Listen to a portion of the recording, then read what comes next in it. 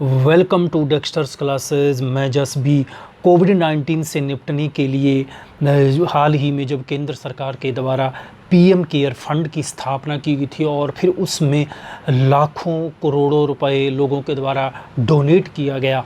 तो इसका मूल उद्देश्य ये था कि कोविड-19 में आपातकालीन स्थिति से निपटने और लोगों को वित्तीय सहायता पहुंचाने के लिए इस फंड की स्थापना की थी। और जब ये फंड स्थापित किया गया तब लोगों के द्वारा ये क्वेश्चन उठाया जाने लगा कि जब ऑलरेडी 1958 से प्रधानमंत्री राष्ट्रीय राहत कोष बनाया गया है और उसमें लोगों के द्वारा बढ़ चढ़ कर फंड डोनेट किया जा रहा है, तो फिर ऐसे में अब नया एक फंड बनाने की क्या आवश्यकता पड़ी।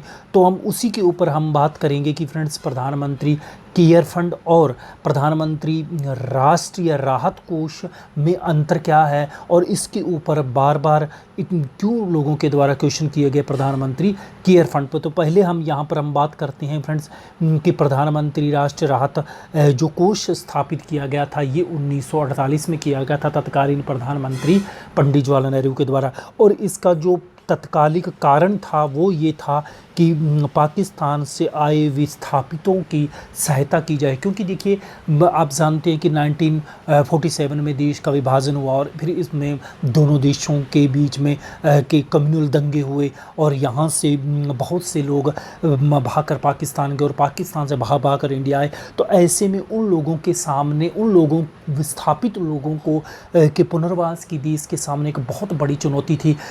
और तभी इसी चुनौती से निपटने के लिए प्रधानमंत्री राष्ट्रीय राहत कोष की स्थापना की गई थी 1948 में।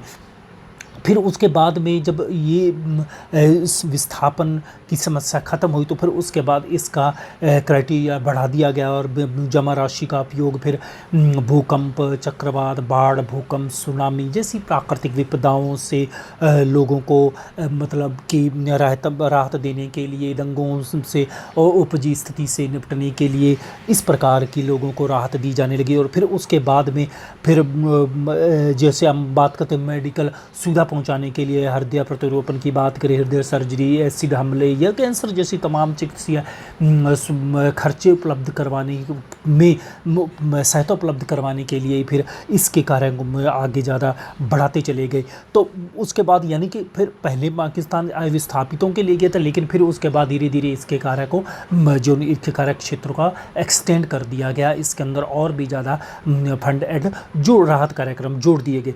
तो अब यानी और फिर इसके बाद हम बात करें कि ये तो हुई इनकी स्थापना क्यों की गई। फिर उसके बाद एक प्रमुख विशेषता इसकी है कि इसका हर साल ऑडिट होता है, इसका लेखा जोखा होता है और ताकि ये लेखा जोखा का ध्यान रहे कि कुल कितनी राशि आई, कितनी खर्च हुई और कितनी शेष है। इस प्रकार का इसके अंदर सालाना लेखा जोखा भी किया जाता है।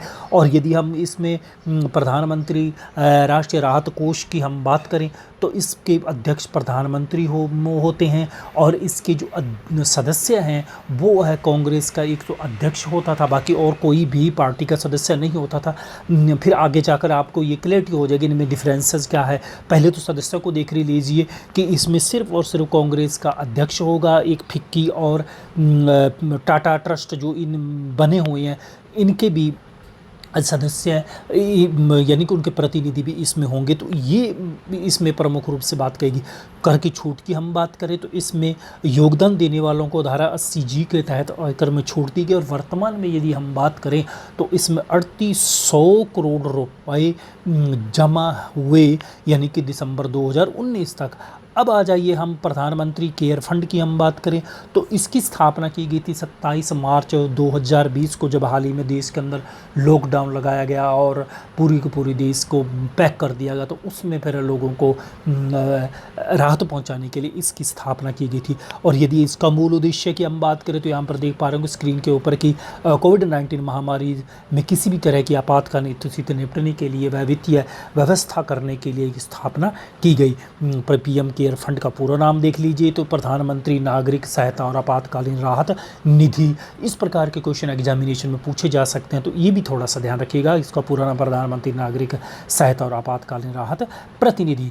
अब यहाँ पर हम बात करें कि फिर इसमें भी ऑडिट की यदि हम बात करें तो सबसे पहली आलोचना तो ये कि पहले इसके अंदर किसी प्रकार का ये निर्धारण नहीं किया था इसका कोविड ऑडिट होगा या नहीं, यानी कि लेखा जोखा नहीं होगा। तो हाल ही के अंदर इसके अंदर भी ऑडिट की व्यवस्था कर दी गई, कोई भी विश्वसनीय संस्था इसको ऑडिट कर सकती है प्रधानमंत्री केयर फंड की। यदि हम इसके अध्यक्ष की बात करें तो प्रधानमंत्री राष्ट्रीय राहत कोष के अध्यक्ष की तरह ये भी अध्यक्ष भी इसका प्रधानमंत्री होता है, लेकिन इसमें सदस्य ज़्यादा होते हैं। इसमें गृह मंत्री, वित्त मंत्री, रक्षा मंत्री और ट्रस्ट के सदस्य हैं और विशेष क्षेत्रों से 3 अन्य प्रसिद्ध हस्तियों को भी प्रधानमंत्री इस कोष के सदस्य के रूप में नामित कर सकता है। यदि छूट की बात करूँ तो इसमें भी कर की प्रमुख रूप से छूट दी गई, ये सबसे बड़ा इसमें अंतर है सदस्यों को लेकर। बाकी ऑडिट के बारे में वही है। तो ये था फ्रेंड्स, थोड़ा सा नटशल हमने बात की कि इसके ऊपर कि दोनों में अंतर क्या है। बहुत से दोस्त ये पूछ रहे थे कि प्रधानमंत्री राष्ट्रीय राहत कोष और पीएम केयर फंड में अंतर क्या है, और फिर जब प्रधानमंत्री राष्ट्रीय राहत कोष बनाया गया तो फिर इसकी स्थापना क्यों गई। तो मैंने सोचा इसके ऊपर भी एक छोटा सा वीडियो ले आते हैं। तो उम्मीद है कि आप लोगों को ये वीडियो पसंद आए तो लाइक कीजिएगा, शेयर कीजिएगा और ज़्यादा से ज़्यादा लोगों तक पहुँचाइएगा। और हाँ, चैनल अभी तक सब्सक्राइब नहीं किया तो चैनल को सब्सक्राइब अवश्य कर लीजिएगा। मिलता हूँ इसी प्रकार और वीडियो के साथ। वीडियो सुनने के लिए बहुत बहुत